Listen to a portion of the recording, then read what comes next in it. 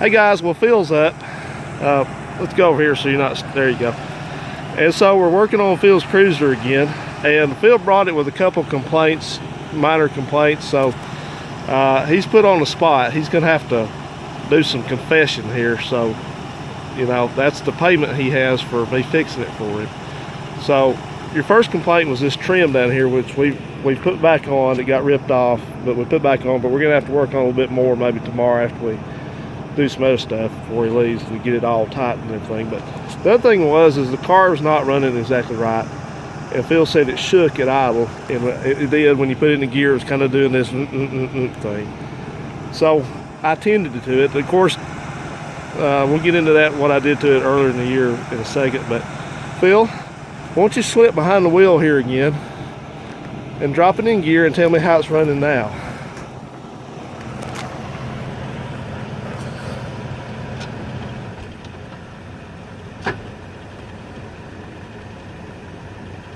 Yeah. Is that smooth?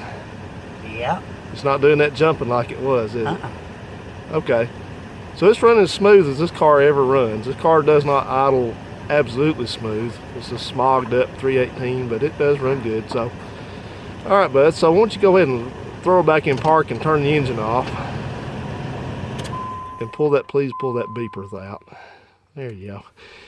And just hop on out here, and we got to do something else here, part of this video. You can come on right over here. All right. All right, just prop up here, just face us here if you would, in position. Okay, raise your right hand up like this. Okay, do your left if that's better. The letter's left fine. All the way up beside your head. That's good. All right, Phil, do you promise to answer these questions truthfully to the best of your knowledge? Yes. Okay, good. You're sworn in. So I'm going to ask you questions, and you have to answer them absolutely, truthfully. Okay, you were here in July, 5 months ago, and we put a new carburetor on it. How was the car running then? It was running good. Okay. So when I got back under here, I discovered that several vacuum lines had been changed around, and there was a piece of baling wire put on the choke. Okay. So Baling wire. that piece of looked like a twist tie off a loaf of bread. Yep, it was. Okay, Phil, tell us why you did that. Because when I started it, would start it up, Yeah. it was like the choke was still staying on. Yeah. Still choking. But even after it's warmed up. Fast idle, huh? Yeah.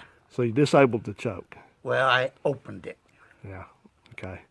All right. So the vacuum line switch around. I'm not going to delve into that and make you reveal your sources there, but you said you took it in to have a shop, and do you feel that they did that? I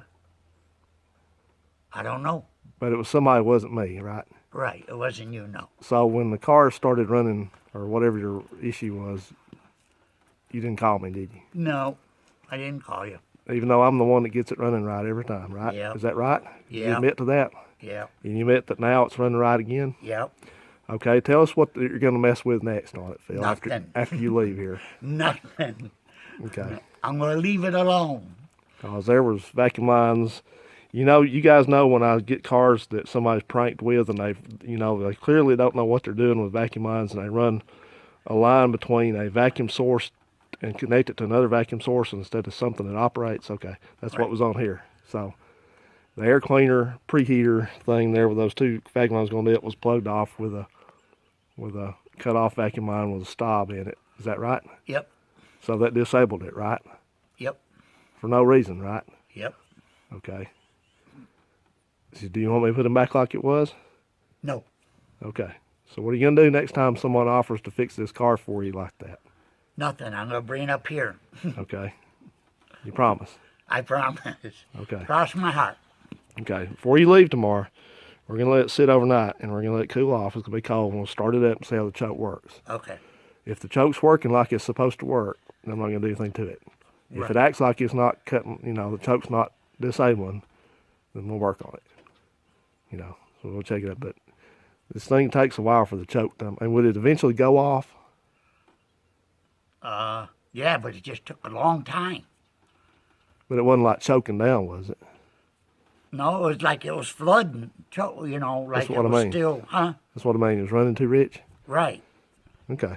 You know, it was had that high idle, and that uh, choke thing wasn't this here. Yeah. It wasn't up. It was like But there. it's up now, though. Yeah, it's up now. But I mean, it was like right in there, and it was, you know, smoking. Yeah. I mean, smoking. Okay. Like it was choking. Okay. Like it was, you know, So and what? it was warmed up. Well, I'm going to test this pull off here too while I'm out here working with this. So we'll test that to see if it's messed up. So, Okay. because that'll do the same thing. So, Well, yep. Anyway, next time anybody offers to work on your carburetor, bring it up here. just say no, Phil. Just say no. I will. Okay. See you guys. Okay, so we're going to do another part of this. Phil's learning more about carburetors. He's been a small engine guy, but he's never really worked with car carburetors too much. So I know it mystifies him a little, and that's fine. It does a lot of people. So we found a problem. He said that the choke wasn't turning off.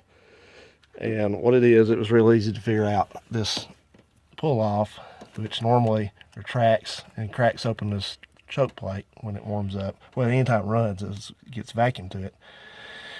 It was not working. It's not working anymore. I got it hooked to my vacuum pump. If you'll take and, I know your hand doesn't work good, but grab that gun there, grab that pump, just pick her up. There you don't pull it out, but just there you go. Just give it a few pumps. Keep going, keep going. See how it's not going in? Lean right in there so you can see it, bud. Look right there. See that thing? See how it's not going in? Yeah. Believe me, it would have went in by now. It's not doing it. So And this here ain't doing nothing either. It's just staying put. that's because there's a leak. There's a diaphragm in here, right? There's a piece of rubber diaphragm, and it's broken. And that thing is 5 months old. And to see what the deal is, you don't have to do that anymore. Because it done been by me washing the engine at the car wash. Could that have done it? Well, it probably doesn't help anything. Why do you do that? Because I like a clean engine. That meant that much? Yes, that much. Okay, I'm going to put you on the spot again then. Have you replaced these leaking valve cover gaskets yet? Huh? Those leaking valve cover gaskets that was up here last time, they were leaking oil out. Seeping. They were smoking over here. No, because they were loose. All right. Well, All I did was just tighten them up. Well, try not And to. they ain't leaked no more. Okay, try to not obsess over the engine cleanliness so much though, because that's probably it's not good for all this electronics in here. But anyway, I don't think that had anything to do with it. What it is this is one of those Chinese clone carburetors, and they're real cheap, but the rubber parts of them are awful. So before I put this on Phil's car, I went in and replaced the accelerator pump and the float, which is not. It's brass, but I had a good old one. But I didn't replace this. So that stuff's working okay, but this is not. It perished, so it's busted. So anytime you have a choke, here's another good teaching moment for you, Phil. Let me kind of lay it out for you, how you look at stuff like this. You see, it's not just you. A lot of people do this. Okay. Now that choke quit working right? Okay. So what you did is you just tied it open. Right. So if you go to the doctor, and the doctor said, if you went to a hearing doctor and you said, one of my ears is not working right, and he says, well, let's just put tape over it so you quit using it. Did that fix it? Nope. What did it do to it? Didn't do nothing. It just basically covered up the problem. Right. So your problem was still there. You just covered it up. Right. It's like a cat using a litter box. You scrape stuff over it and walk away. But you got to look at, when you work on a car, you got to look at, or anything, you got to look at like, I want to fix the problem. I want to know what the problem is. And I know you didn't know what that thing is, so I'm not beating on you about that, but now you do know. So the longer you hone this car, hopefully you'll understand about this carburetor much more. So in fact, I got a box of parts in there I'm going to give you for like spares or stuff. But Anyway. So that there is what opens this door. No, it helps it. Oh, Let's put it that way. Okay, so this is, look, lean on in here again.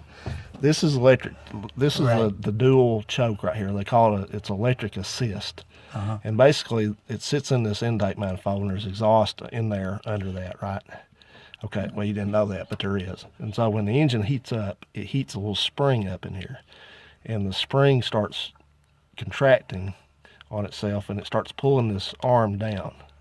So when the engine's hot, it keeps the choke wide open. And then when it cools off, that spring starts unwinding, and it starts letting it go back like that. And then all this stuff works, so it sets the choke when you hit the accelerator the first time. All right. But what happens is, see, the choke has to be able to be tight enough, closed enough to start the engine without it stalling again, you know. Right. So it has to be rich. But what happens is, this thing, when the engine starts and it's got a vacuum signal that comes to that vacuum line, it cracks this thing open just, you know, like, put your finger on this, would you? All right, just gently close it. Is that as far as it goes? There you go. You won't hurt it. There you go. Don't have to force it, but just, okay, now this is what happens when the engine starts up. See how it cracked that open? That's what keeps it from loading up like that. So anytime the choke acts like this, go immediately to this thing and check it first, because you can take the vacuum line off the back of it, and you can let off that if you would. Now push that in for me. Push that in, straight in. No, right there. There you go. All right, push that all the way in. All right, there's a line connection back here. You put your finger over it. Now let off of it. See it popped out? Yeah. Now, I had that covered, so if you'd done that and it was good, that thing would have stayed in there. It wouldn't have popped out, and then when I let my finger off of it, it would have went pop out. Remember, it's a rubber seal in there. So if the seal leaks, ew, you got something on your hands. If the seal leaks, then it doesn't hold vacuum and it doesn't work anymore. Okay. You know, like this glove here. I'm trying to, guys, you know, Phil's not a scientist, and I know I have to, you know, kind of explain things that makes easier sense to. But this rubber glove, okay, like if I took this off and I put my hand over my face over my mouth and I blew on it, and if it was sealed up, it'd blow up, right? I mean, expand out like a balloon.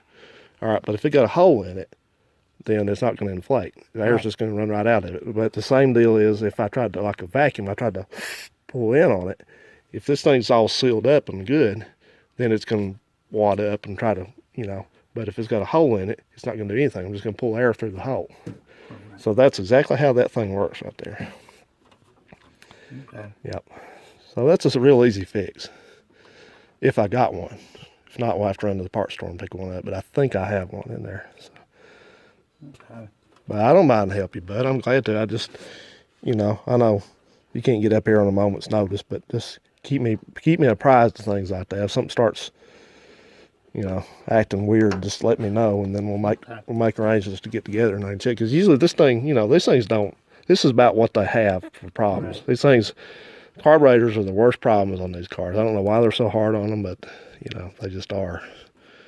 But that's nothing. That's not even the carburetor. That's carburetor's fine. And it was the idle mixture was a little bit out of adjustment. So, but this is part of it. You just have to adjust that periodically. Yeah. But all's good. I'll go in there and see if I got one of those things. Okay. You got something on your hands. Yeah, get dirty hands. You do that all the time. You know, I got a video from like 3, 4, 5 years ago. The one where you fell over that dog. You landed on your hand at the house up there. Yeah. The dog's leash was out there and you fell. And you all through the rest of the video, you're out there talking about something. You keep like looking at your hand. You like look at your hand, look at the back of it. And I was like, you keep looking at his hand. Oh, no, just... You love your hands, don't you? Don't you, Phil? Huh? Do you love your hands? Well, yeah. Are they beautiful hands? Oh, no. But you love them anyway, right? Yeah, because I can imagine what it would be like not having hands. Suck. Yeah. Yeah. All right. Well, let me go in. Who are you going to get to wipe your butt? Oh, nobody, because I'll be getting one of those fake hands, the one that you can hold toilet paper with. Until I'm about 80 or 90 years old, there ain't nobody going to wipe my ass. No. All right, on that note, guys, we're going to say bye till in the morning.